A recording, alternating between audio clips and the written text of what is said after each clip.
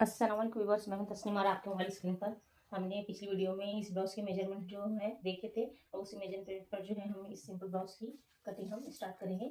ये रहा हमारा ब्लाउज पीस और ये हमारा इंची टेप।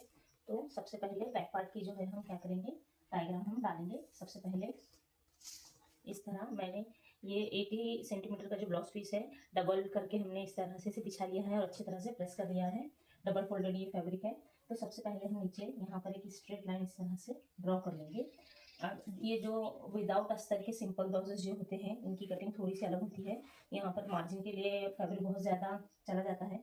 तो सबसे पहले कमर में जो हमारी एक पट्टी फोल्ड होती है वहाँ पर 1.5 इंच पर क्या करेंगे हम 1.5 इंच पर एक स्ट्रेट लाइन इस तरह से ड्रॉ कर लेंगे। इसकी जो विड्थ है 1.5 इंच की है। ये पट्टी पूरी तरह से फोल्ड हो जाएगी। अब जो हमारे कस्टमर की जो है कमर है वो है 31.5, तो तकरीबन 8 इंचेस के 32 के करीब इनकी कमर जो है आ रही है। तो हम क्या करेंगे 1/4 उसका 8 इंचेस रखकर हम जो है यहाँ पर इसका निशान डालेंगे। जो फाइनल फिटिंग होगी 8 इंच पर आएगी। अब यहाँ से 1 इंच जो है ये टक्स के लिए ऐड होगा और यहाँ से 1.5 इंचेस जो है हमारा सिलने के लिए ये ऐड होगा। इस तरह से ये जो हमारा है 2.5 इंच का जो है ये एक्स्ट्रा हमने फैब्रिक यहाँ पर मार्जिन के तौर पर छोड़ा है। अब हमारे ब्लाउज की लेंथ जो है 13 इंचेस है। ये तो 13 इंचेस रेडी होकर आएगा। अब यहाँ पर ऊपर हमें सिलने के लिए यहाँ पर आधा इंच ज़्यादा चाहिए होगा। तो इस तरह से 13.5 इंचेस पर जो है हम एक और निशान लगा लेंगे। 13.5 इंचेस पर एक और। अब यहाँ पर क्या करेंगे, इसको इस लाइन को हम इस तरह से स्ट्रेट कर लेंगे। अब जो हमारे कस्टमर की रेडी शोल्डर जो थी 10.25 इंचेस थी, 10.25 इंच का जो है हम हाफ करेंगे।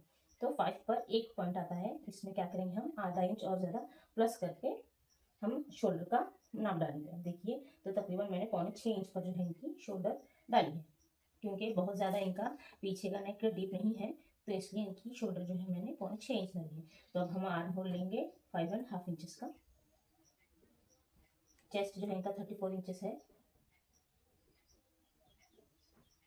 34 के अकॉर्डिंग आएगा हमारा, उसका 1 पार्ट आएगा 8.5 इंचेस। ये 8.5 इंच पर एक मार्क और हमें सिलने के लिए जो चाहिए होगा 1.5 इंच का एक और मार्क हम लेंगे। इस तरह से ये लाइन थोड़ी सी जो है कमर में जाकर फैल जाएगी, लेकिन ये जो टक्स जब यहाँ पर ऐड होगा तो ये लाइन पूरी तरह से स्ट्रेट आएगी। अब हम क्या करेंगे, फ्री हैंड से जो है यहाँ पर बैक नेक की जो है आर्म होल की इस तरह से गोलाई डालेंगे। गोलाई डालते हो फ्रेंड्स, जो यहाँ पर चेस्ट की स्ट्रेट लाइन आ रही है ये गोलाई इस लाइन पर ना जाते हुए 1/4 इंच जो है हम इसे नीचे सरकाएंगे। तो यहाँ पर बगल में बहुत ही अच्छी तरह से ये फिटिंग ब्लाउज बैठेगा। तो देखिए फ्रेंड्स तकरीबन 8 इंच के करीब एक जो है लाइन कम आ रही है मेरी यहाँ पर।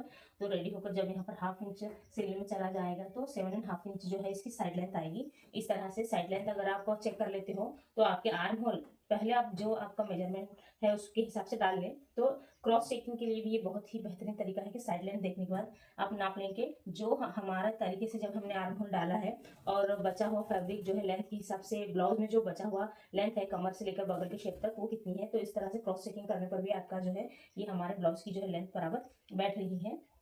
अब यहाँ से लेंगे 2.5 इंच का जो है हमारा बैक नेक की विड्थ होगी। अब देखिए मैंने आपको 8.25 इंच पर इस तरह से क्रॉस में जो है हमारे ब्लाउज का क्या था, डीप नेक था 8.25 इंच पर। लेकिन हमने बैक पट्टी भी चेक की थी तो उसकी बैक पट्टी 4.5 इंचेस थी। तो 4.5 इंचेस इस तरह से रखकर हम क्या करेंगे, यहाँ पर निशान लगा लेंगे। देखिए फ्रेंड्स मैंने यहाँ पर रखा 8.25 इंच यहाँ पर आ रहा है, तो तकरीबन 1.25 इंच के करीब जो है मेरा गला और कम बैठेगा। तो ये एक बहुत ही यूजफुल ट्रिक है कि आप बैक पट्टी नापें और बैक पट्टी सीधे सीधे 4.5 पर डालें तो जो भी बचा हुआ है आपका बैक नेक इसमें बैठेगा। कस्टमर की डिमांड है जो है राउंड शेप की, उन्हें बैक नेक जो है उन्हें राउंड शेप का चाहिए। तो हमने क्या किया इस तरह से, अब यहाँ पर मैंने लिया था पहले 2.5 इंच, तो यहाँ पर आप 3 इंच लें, आधा इंच ज़्यादा लें, क्योंकि जो है ये लाइन इस तरह से क्रॉस आकर यहाँ पर जो गोल शेप बैठेगा वो बहुत ही बेहतरीन बैठेगा।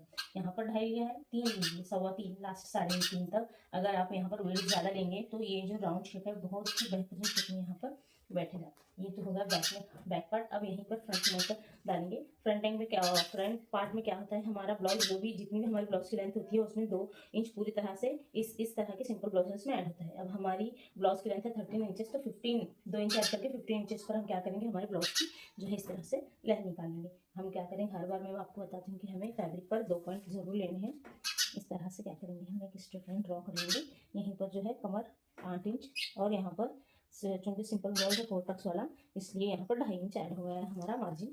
अब लेंगे यहाँ से 3.5 पर जो है हमारा ब्लेजर पट्टी यहाँ पर बैठेगी। अगर 13 इंच के ऊपर अगर आपके ब्लाउजेस कभी कस्टमर के आते हैं तो आप वहाँ पर 3, 3.5 और 4.25 इंच तक भी ये पट्टी को आप रख सकते हो। जैसे जैसे ब्लाउज की लेंथ बढ़ती जाएगी, ब्लेजर पट्टी की भी जो लेंथ है वो बढ़ती जाएगी। अब क्या करेंगे, यहाँ पर शोल्डर जो है हमें 6.25 इंच ली थी, यहाँ पर भी 6.25 इंच पर शोल्डर का माप डालते हुए 5.5 इंचेस पर जो है इस तरह से हम आर्म होल शेप के लिए चेस्ट की लाइन जो है यहाँ पर इस तरह से ड्रॉ कर लेंगे। यहाँ पर बैठेगा चेस्ट 8.5 इंचेस पर, 8.5 इंचेस पर चेस्ट है, 1.5 इंच जो है मार्जिन। देखिए फ्रेंड्स, ये लाइन इस तरह से क्रॉस आ रही है, आधे इंच का तकरीबन आधे इंच का जो है इसमें फ़र्क आ रहा है, लेकिन यहाँ पर टक्स ऐड होने के बाद ये लाइन जो है स्ट्रेट हो जाएगी। अब डालनी है फ्रंट नेक।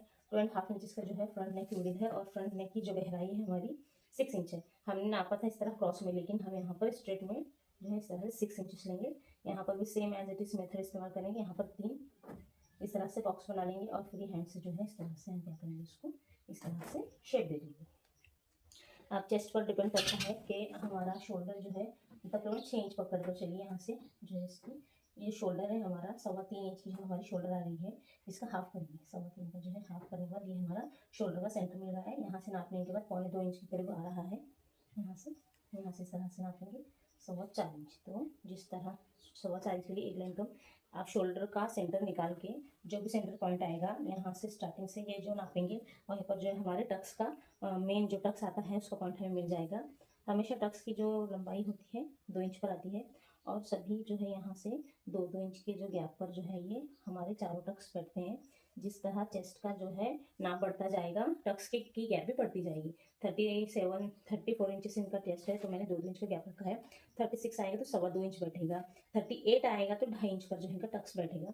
अब यहाँ पर क्या करेंगे, जो आर्म होल की गहराई का शेप होता है यहाँ से आधे इंच पर एक निशान लेंगे और इसको इस तरह से क्रॉस लाइन के में मिला लेंगे। यहाँ से तकरीबन बस 1 इंच पर जो है बहुत ही फ्री हैंड से जो है इस तरह से यहाँ पर इसका शेप ड्रॉ कर लेंगे। इस तरह से हमारा जो है फ्रंट आर्म होल की जो है गहराई का हमने निशान डाल लिया है। जिस तरह मैंने बैक पैट में ये निशान थोड़ा सा नीचे लिया था आर्म होल में, सेम एज इट इज़ यहाँ पर भी निशान जो है चेस्ट से गैप अकॉर्डिंग थोड़ा सा 1/4 इंच हम जो है नीचे इसका डायग्राम डालेंगे। ये बहुत ही ज़्यादा फिटिंग का बहुत ही अच्छी फिटिंग हमारे बगल में आती है। तो ये था फ्रंट और बैक नेक फ्रंट नेक। अब हम इसके आगे देखेंगे कि स्लीव्स की कटिंग किस तरह से करते हैं।